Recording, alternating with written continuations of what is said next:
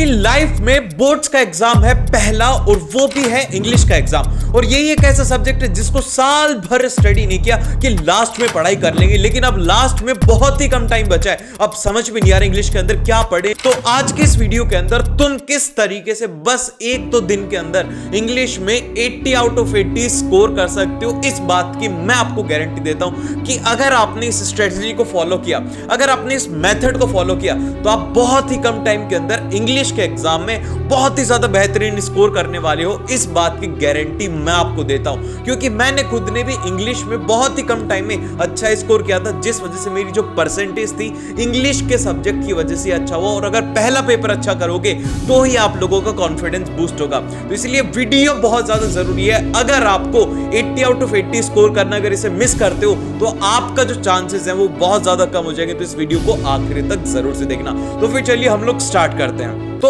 अब इस टाइम के ऊपर स्टूडेंट मेनली ये कुछ प्रॉब्लम है जिनको फेस करे, जिसमें सबसे बड़ी जो प्रॉब्लम है कि भैया टाइम बहुत ज्यादा कम है और इतना सारा सिलेबस है, कैसे कवर होगा। ये होगा हमारी स्मार्ट स्ट्रेटेजी से, अभी मैं आपको बताने वाला हूं, बस 2 मिनट वेट कर लो। फिर उसके बाद में एक और जो सबसे ज्यादा स्टूडेंट को डर लगता है, भैया स्पेलिंग मिस्टेक्स बहुत ज्यादा हो जाती है। इनफैक्ट मैं आपको बताता हूं, मैं जब क्लास 12th में था तो मेरा एक दोस्त था जिसको कि क्लास 12th के बोर्ड एग्जाम तक में उसने एक स्पेलिंग को वो गलत लिखता था। उसको कितना भी समझा था, उसके सबकॉन्शियस माइंड में फिट हो गया था कि वो बिकॉज की स्पेलिंग हमेशा गलत लिखता था। वो पता है क्या लिखता था? BECUSE। वो इसको सही लिखता ही नहीं था। तो आप लोगों को तो क्या बिकॉज की स्पेलिंग आती है? वीडियो को पॉज करो और कमेंट करके बताना कि क्या करेक्ट स्पेलिंग है बिकॉज की, क्योंकि ऐसी छोटी छोटी स्पेलिंग मिस्टेक्स हैं जो कि स्टूडेंट इस टाइम पर कर रहे हैं। और राइटिंग और ग्रामर समझ में नहीं आ रही कि भैया ग्रामर अब समझ नहीं आ रहा कि उसमें हम लोग सेलेक्ट करते लेकिन वो गलत हो जाता है। राइटिंग में क्या लिखना होता है, एग्जाम में हमारे टीचर्स मार्क्स क्यों कट कर लेते हैं कि वो जो लेटर लिख के आता है उसमें मुझे 1 नंबर ही क्यों मिलता है। तो सारे के सारे प्रॉब्लम का सॉल्यूशन आपको इस वीडियो में मिलेगा। तो भैया जो हमारा सबसे पहले और सबसे मोस्ट इंपॉर्टेंट चीज है वो ये है कि हमें इस साल इंग्लिश के पेपर को फोड़ के आना है, और हमारा टारगेट है 80 आउट ऑफ 80। और इस वीडियो के बाद में मैं आपको गारंटी देता हूं कि आपको 80 में से 80 लाने से कोई भी नहीं रोक सकता। छोटा नहीं सोचते हम लेकर के 80 में से 80 आएंगे। अब देखो भाई, सबसे पहले हम स्मार्टली देखते हैं कि इंग्लिश के पेपर के अंदर 4 हिस्से हमारे पास में रहेंगे, जिसमें कि एक रहेगा रीडिंग का, फिर राइटिंग का, फिर उसके बाद में ग्रामर का, और एक तरफ है लिटरेचर का। तो भैया अब एक बात देखो, आप लोग खुद एक बार समझो कि यहां पर इन तीनों का जो सेक्शन है वो मिलाकर के है कितना, ये है टोटल पेपर का वेटेज है यहां पर 50% का। और उसी के साथ में यहां पर हमारी अकेले जो लिटरेचर है इसका वेटेज है 50% का। तो कौन सा हम लोग पहले करें? तो सबसे पहले सबसे इजी काम हम लोग कर सकते हैं। तो भाई देखो, रीडिंग जो है, रीडिंग आप चाहे से पूरे साल भर स्टडी कर रहे हो, लास्ट में स्टडी कर रहे हो, इसका कोई फॉर्मेट ही नहीं है, तो खुश हो जाओ भैया कि मतलब रीडिंग के अंदर अगर नहीं भी आता तो भी कोई बात नहीं, रीडिंग तो तुम 1 दिन के अंदर खत्म कर सकते हो। बस तुम्हें मैं बता रहा हूं वो चीज फॉलो करनी है। फिर उसके बाद में राइटिंग और ग्रामर भी 1 दिन का खेल है, लेकिन लिटरेचर के लिए हमें टाइम चाहिए। तो हम सबसे पहले क्या कोशिश करेंगे, हमारी जो प्लानिंग है वो किस तरीके से रहेगी। भाई प्लानिंग के अंदर हमारा जो फर्स्ट डे रहना चाहिए वो क्या करना है, फर्स्ट डे के अंदर आपको एक रीडिंग की 1 शॉट वीडियो देखनी है, जो कि मैंने अपलोड कर दिया है। आप जाकर के देख सकते हो कि रीडिंग पैसेज को किस तरीके से ट्रिक से सॉल्व कर सकते हो। वो देखने के बाद में आपको क्या करना है, भैया रीडिंग किसी को भी नहीं आती, सभी के साथ में दिक्कतें होती हैं, सभी को प्रॉब्लम आती है, लेकिन तुम्हें क्या करना है, रीडिंग की हर दिन, जैसे कि प्रीवियस ईयर आप लोगों को 3 प्रीवियस ईयर क्वेश्चंस जो हैं वो पेपर आप लोगों को मेरे टेलीग्राम पर मिल जाएंगे। तो आपको बस ये करना है, उनके अंदर आपको 6 पैसेज मिलेंगे, उन 6 पैसेज की तैयारी कर लेनी है। बस उन 6 पैसेज को रीड कर लेना, सबसे पहले उसको रीड करना, फिर उसके बाद में क्वेश्चंस को रीड करना, ताकि तुम्हें पता लग जाए कि रीडिंग पैसेज को कैसे करना। और उसी के साथ में ध्यान रहे कि जब भी हम लोग रीडिंग पैसेज को करेंगे तो हम लोग इसमें टाइमर सेट करेंगे। ये हमारा 1 दिन का काम है। बस इसको आपको रीड करने में 2 से 3 घंटे लगेंगे इसको समझने के लिए कि कैसे इसको रीड किया जाता है। 1 घंटे की आपने वीडियो देखा, फिर एक आपने सैंपल पेपर सॉल्व किया, तो आपको वहां से चीजें पता लगेंगी। फिर उसके बाद में जो है हमारा अगला जो डे है, फर्स्ट डे के अंदर ही हम लोग राइटिंग जो है इसमें हम लोग लेटर और पैराग्राफ। अब देखो भाई, एक बात सीक्रेट आपको मैं बताता हूं कि आप ना चाहे से ना कोई सा भी पेपर उठा करके देख लेना। चलो इस साल का पेपर उठा के देख लेना, 2024 का जो पेपर हुआ था, और उसमें देखना कि पिछले जो 3 सालों के अंदर जैसे लेटर पूछे गए थे उसी से मिलता जुलता अगले साल पूछ लिया गया। तो बस स्मार्टली एक काम करना है कि जो आपके प्रीवियस ईयर के पेपर हैं उनमें से जो भी लेटर हैं उनको एक बार पढ़ लो, उनका सॉल्यूशन एक बार पढ़ लो भाई, 100% वो आएगा। जैसे कि लेटर के अंदर क्या आएगा, लेटर टू एडिटर के अंदर अंदर फिक्स लाइन आती है कि through the columns of esteemed newspaper I would like to draw the attention, फिर उसके बाद में कंप्लेंट करना चाहता है कि मैं ये कंप्लेंट करना चाहता हूं। तो ये जो कुछ लाइन है जो कि आप कर सकते हो। और एनालिटिकल पैराग्राफ तो हलवा है, ये तो लड्डू है, आपको सीधा मुंह में दिया जा रहा है कि भाई ले 5 नंबर ले ले। तो ये आपको कर रहे हैं फर्स्ट डे के दिन। और फिर उसके बाद में हम देखो जैसे कि रीडिंग का जब बात कर रहे हैं तो ये स्टूडेंट को कुछ थोड़ा टफ लगता है। टफ लगने के पीछे का कारण पता है क्या है? जब मेरा फर्स्ट टाइम के ऊपर बोर्ड एग्जाम था तो मैंने जब रीडिंग सेक्शन को अटेम्प्ट किया, मैंने मेरी सबसे बड़ी लाइफ की गलती मानता हूं कि मैंने रीडिंग सेक्शन को सबसे पहले अटेम्प्ट किया, जिस वजह से मेरा 1.5 घंटा इसके अंदर खराब हो गया। तो इसीलिए आपको कोशिश करनी है कि रीडिंग पैसेज जो है वो एग्जाम के अंदर थोड़ा टफ बनाया जाता है। तो अगर आप इसकी प्रैक्टिस नहीं करोगे तो एग्जाम में टफ लगेगा। लेकिन आपके पास में अभी जितना भी टाइम है, बस एक कोशिश करो कि एक पैसेज आप सॉल्व कर रहे हो और उस पैसेज के लिए आप लोग लगा लो अपना एक टाइमर कि भाई आपने टाइमर लगा रखे। स्टार्टिंग में आप लोग 20 मिनट का टाइमर लगाओ, फिर उसके बाद में उसे रिड्यूस करने की कोशिश करो, क्योंकि अगर 20 मिनट में सॉल्व नहीं कर पाते तो हो सकता है कि आपका पेपर यहां पे छूट जाए। एक पैसेज के लिए 20 मिनट है तो 2 के लिए 40 मिनट होना चाहिए। और इस 20 मिनट के अंदर आपको आंसर प्रॉपर लिखना है। ऐसा नहीं कि आपने पैसेज में ढूंढ लिया, नहीं, आपको प्रॉपर उसके अंदर लिखने की जरूरत है। देन फिर इसके बाद में एक बात ध्यान रखना कि पूरे पैसेजेस को आपको रीड करना है, जो कि मैं ऑलरेडी बता चुका हूं कि लास्ट 3 इयर्स इसमें इंपॉर्टेंट है।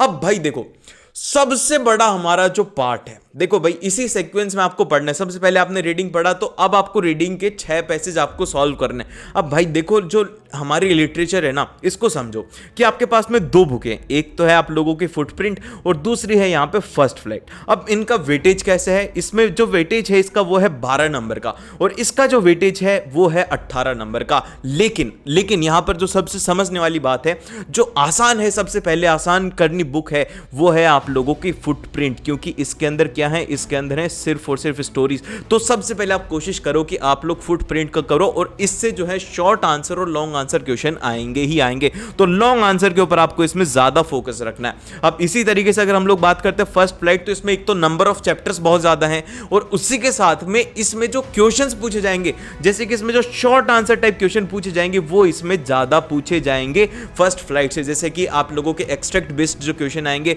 वो भी इसमें पोम से आएंगे। हर एक चीज में यहां पर इसका वेटेज ज्यादा है, मतलब कि इससे ज्यादा क्वेश्चन आएंगे, तो इसमें ज्यादा चैप्टर है। लेकिन हमें क्या करना है, सबसे पहले हमें फुटप्रिंट की एक क्या करनी है, आप लोगों को कि कोई भी अगर चीज पढ़ रहे हो तो आपको उसकी हिंदी स्टोरी पता होना चाहिए, आपको उसका प्रॉपर हिंदी सीक्वेंस पता होना चाहिए कि किस कैरेक्टर ने क्या किया था, कैसे कैसे सीक्वेंस हुआ था, ताकि आप एग्जाम के अंदर अपनी लैंग्वेज में उसे बना करके लिख पाए। और उसी के साथ में जब भी आप अपना आंसर लिखे तो देखो, एग्जामिनर को इंप्रेस करने के लिए आप क्या कर सकते हो, इंपॉर्टेंट कीवर्ड्स को लिख सकते हो। अब भैया ये इंपॉर्टेंट कीवर्ड्स हमें कहां पर मिलेंगे? तो देखो, मैंने आप लोगों के लिए एक वीडियो बनाया जिसके अंदर कि हम लोग, ये वीडियो 1-2 दिन के अंदर लाइव हो जाएगा, जिसके अंदर कि हमने जितने भी चैप्टर्स हैं उन सभी के इंपॉर्टेंट कीवर्ड्स मैंने आपको बताए हैं, इंपॉर्टेंट क्वेश्चंस मैंने आपको बताए, तो बस वो रख लेना है। और अगर ये भी नहीं कर पाते तो बस अपने प्रीवियस ईयर उठा लो। भाई बता रहा हूं कि इन प्रीवियस ईयर के अलावा एग्जाम में कुछ भी नहीं पूछा जाता। तो आपको कोशिश करनी है कि आप सबसे पहले प्रीवियस ईयर करें। लॉन्ग आंसर्स में आप देखिए कि कौन से कीवर्ड्स हैं जो कि बार बार काम में लिए जाते हैं, क्योंकि कीवर्ड से ही आपके एग्जाम में एग्जामिनर आपको मार्क्स देगा। फिर उसके बाद में अगर हम लोग बात करते हैं पोइम की, तो भाई देखो, पोइम के अंदर आपको जो है एक वीडियो देखना है, डिटेल्ड एक्सप्लेनेशन। अगर आपके पास में बुक है तो ठीक है, नहीं तो पोइम का हर एक डिटेल्ड एक्सप्लेनेशन देखना है, उसके जो हर एक वर्ड है उसका मीनिंग आपको पता होना चाहिए। उसी के साथ में एग्जामिनर आपको थीम को लेकर के कंफ्यूज करेगा, तो हर एक पोइम की आपको थीम पता होना चाहिए और हर एक पोइम की आपको पोइटिक डिवाइस पता होना चाहिए कि कौन से पोइटिक डिवाइस वहां पे यूज में लिया है। और उसके साथ में अगर हम लोग बात करते हैं इसमें कीवर्ड्स की, तो इसमें कीवर्ड रिलेटेड ज्यादा कुछ है नहीं। आप अपनी नॉर्मल लैंग्वेज में भी अगर लिखते हो तो इसमें ज्यादा मार्क्स डिडक्ट नहीं होते, लेकिन प्रोज के केस के अंदर ऐसा नहीं होता, इसमें कीवर्ड बहुत ज्यादा मैटर करता है, तो ये आपको ध्यान रखना है। देन फिर इसके बाद में जो हमारा नेक्स्ट सेक्शन है राइटिंग का और ग्रामर का, तो भाई देखो, ग्रामर के अंदर दिखने में बहुत सारे सिलेबस है, डिटर्मिनर्स हैं, सब्जेक्ट वर्ब एग्रीमेंट है, ये फलाना दिखाना बहुत बड़ा है, लेकिन आपको 3 चीजों के ऊपर मेनली फोकस रखना है, जो कि है एरर करेक्शन। अगर आप एरर करेक्शन के पिछले जो मोस्ट रिपीटेड क्वेश्चन है ये कर लेते हो, टेंसेस को किसी भी कंडीशन में मिस नहीं करना, हो सके तो इसके आप लोग 2 से 3 घंटे का लेक्चर ले लेना आप लोग, लेकिन टेंसेस को मिस नहीं करना, रिपोर्टेड स्पीच को मिस नहीं करना। अगर ये 3 टॉपिक कर लेते हो, और इन्हीं के साथ में सीक्रेट बात बताऊं कि ये मोस्ट रिपीटेड क्वेश्चंस जो हैं ये मैंने ऑलरेडी अपलोड कर दिए भाई, तो ये भी आप लोग एक बार जाकर के देख सकते हो, जिसमें कि हम लोगों ने बार बार पूछे जाने वाले क्वेश्चंस के बारे में डिस्कशन किया है। तो ये बहुत ज्यादा जरूरी है, अगर आप मोस्ट रिपीटेड कर लेते हो तो आप आसानी से उन क्वेश्चंस को कर पाओगे।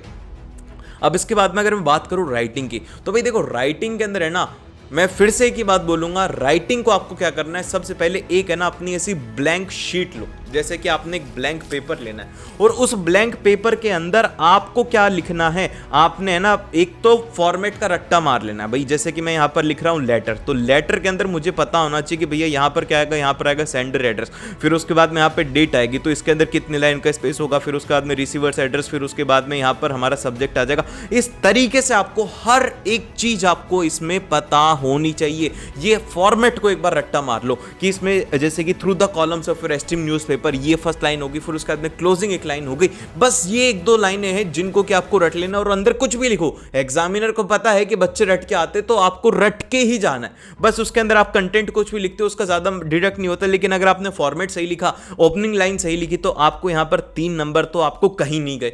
फिर इसी तरीके से आप लोगों को पैराग्राफ में क्या करना है भाई, पैराग्राफ के अंदर डेटा बेस्ड वाले जो पैराग्राफ हैं इनके ऊपर एक बार थोड़ा ध्यान दे लेना कि किस तरीके से डेटा को इंक्रीज करना होता है, जैसे कि drastically the graph is increased, और इस तरीके के कीवर्ड्स आपको इसमें यूज लेने हैं जो कि हमने हमारी वीडियोस के अंदर ऑलरेडी बता रखे हैं। देन फिर इसके बाद में अब नेक्स्ट और सबसे बड़ा सवाल कि भाई आप पेपर कैसे अटेम्प्ट करना है। तो भाई देखो, मैं तो भुगत भोगी हूं, मैंने तो मेरी लाइफ की सबसे बड़ी गलती अपने इंग्लिश के इसी पेपर के अंदर किया था, तो इसीलिए आपको सजेशन देना चाहूंगा कि आपको जो पेपर है वो किस सेक्शन से कैसे अटेम्प्ट करना चाहिए। तो भाई देखो, सबसे पहले आपको अटेम्प्ट करना चाहिए लिटरेचर सेक्शन से। अब ऐसा क्यों है, इसके पीछे लॉजिक मैं आपको बताता हूं। तो भाई देखो, ऐसा इसलिए बोल रहा हूं क्योंकि लिटरेचर में हमें पता है कि एग्जामिनर कहां से क्वेश्चन पूछ रहा है, हम ऑलरेडी वैसे क्वेश्चंस देख कर गए हैं, तो हम उसे लिखते हुए जाएंगे। और सेकंड बात यह है कि जब हम लोग इस सेक्शन को कंप्लीट कर लेंगे 1 से 1.5 घंटे के अंदर अंदर, तो हमारा कॉन्फिडेंस बूस्ट हो जाएगा। हम ऑलरेडी 50% पेपर को खत्म कर चुके होंगे।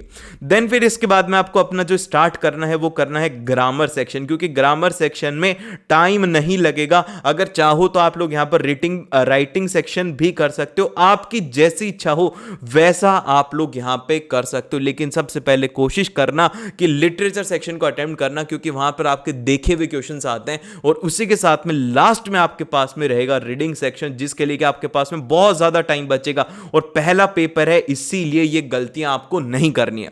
देन फिर इसके बाद में जो एक और बात है कि कुछ स्टूडेंट बोलेंगे कि मुझे ऐसा नहीं करना, तो एक बार एक सैंपल पेपर दे के देखना, एक इस फॉर्मेट से कि पहले लिटरेचर सेक्शन किया, फिर उसके बाद में ग्रामर और राइटिंग किया, फिर लास्ट में रीडिंग किया। और एक बार इसका उल्टा करके देख लेना इसी सीक्वेंस के अंदर कि पहले रीडिंग किया है, फिर उसके बाद में ग्रामर किया है, फिर उसके बाद में लिटरेचर किया है, तो आपको पता लग जाएगा कि आपके लिए कौन सा पैटर्न सही होता है। देन फिर इसके बाद में जो नेक्स्ट है भैया, लास्ट का एक दिन जब बचा है, एग्जाम की एक रात है, उस रात में क्या पढ़ना है। तो भाई देखो, उस रात में एक तो जितने भी फॉर्मेट हैं उनका एक बार लिख करके अच्छे तरीके से रिविजन कर लेना है, एक ब्लैंक पेपर में लिखना है। और उसी के साथ में 3 से 4 जो रीडिंग पैसेज हैं जो भी आपने सॉल्व किए थे, एक बार देख लेना कि उनमें कीवर्ड्स आपने कैसे निकाले थे, और अगर हो सके तो 1 से 2 रीडिंग पैसेज सॉल्व कर लेना, ताकि आपकी थोड़ी प्रैक्टिस हो जाएगी।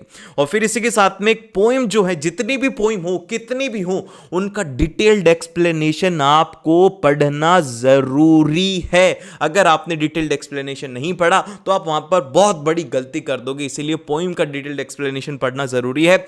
और लास्ट में 3 साल के प्रीवियस ईयर क्वेश्चन पेपर के लॉन्ग आंसर्स को एक बार बस देख लेना, और इसके अलावा इंग्लिश में कुछ भी करने की जरूरत नहीं है। और अगर इस वीडियो को यहां तक देखा है तो भैया लेजेंड हो तुम, और इस बार इंग्लिश का पेपर फोड़ के आओगे, तो द एंड एक बार जरूर से लिखना। और मिलते हैं आपसे नेक्स्ट वीडियो के अंदर। All the very best. English के लिए सब्सक्राइब कर लेना, गारंटी है कि तुम्हें इस बार 80 आउट ऑफ 80 दिला करके रहूंगा।